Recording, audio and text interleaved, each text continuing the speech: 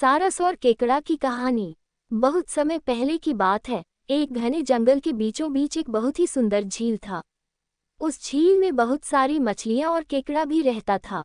वो सब बहुत खुशी से मिलजुल कर रहते थे। लेकिन हर रोज उस झील के किनारे एक सारस आकर मछलियां पकड़कर अपना पेट पूजा करता था। जब भी सारस झील किनारे आ पहुंचता तब सारे मछलियों के बीच भागा दौड़ी शुरू हो जाता था। ऐसे दिन बीतता गया। धीरे धीरे सारस बूढ़ा और कमजोर होने लगा। पहले की तरह वह शिकार भी नहीं कर पा रहा था। सारस बहुत दुखी होकर झील किनारे बैठ गया। सारस का ये हाल देखकर झील की मछलियां बहुत खुश हुई। सारे मछली सारस के सामने तैरने लगे, पर सारस ने उन्हें कुछ नहीं किया, सिर्फ बैठा रहा। ऐसे कुछ और दिन बीत गए।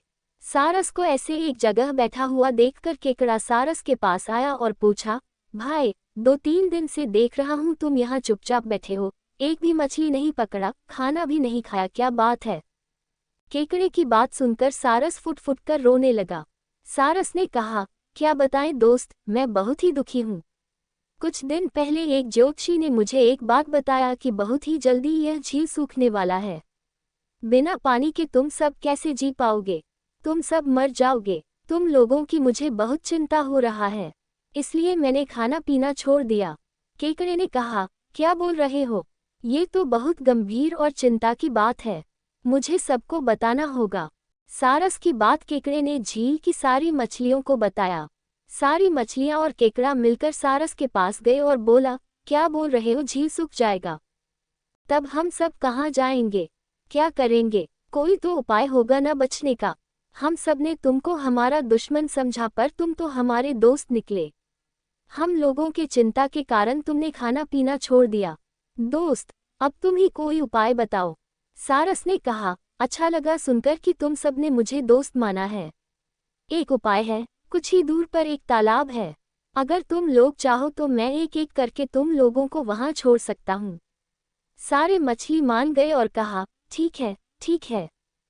तालाब में पहुंचाने के लिए अगले दिन से सारस एक एक मछली को अपने चोंच पर लेकर जाना शुरू किया। ऐसे कुछ दिन बाद केकड़े की बारी आई। सारस केकड़े को लेकर रवाना हुआ। कुछ दूर जाने के बाद केकड़े ने सारस को पूछा, भाई, ये तालाब और कितना दूर है? केकड़े की बात सुनकर सारस हंसने लगा और कहने लगा, तालाब? कैसा तालाब? यहाँ कोई तालाब नहीं है। मैं तो खाने के लिए तुम सबको यहाँ लेकर आ रहा हूँ। इतने दिनों से मछली खा खा कर बोर हो गया हूँ, आज बहुत मजा आएगा तुमको खाकर। आसपास देखो, तुम्हारे सारे दोस्त की हड्डियां। अब तुम्हारी बारी है। ये बोलकर सारस एक बड़े से पत्थर पर आकर आ बैठा। सारस की बात सुनकर केकड़ा बहुत गुस्सा हो गया और अपने आप को बचाने के लिए अपने दोनों हाथों से सारस का गला दबा दिया और कुछ देर बाद सारस मर गया। फिर केकड़ा अकेले झील वापस आ गया और बाकी मछलियों को सारस के चाल के बारे में बोला और कैसे उसने सारस को मार डाला ये भी बताया। सारे मछली बहुत खुश हुए और निश्चिंत होकर रहने लगे। इस कहानी से हमें ये सीख मिलती है कि हमें हर काम सोच समझकर करना चाहिए और किसी की बातों में नहीं आना चाहिए। अगर कहानी अच्छी लगे तो सब्सक्राइब और लाइक करना।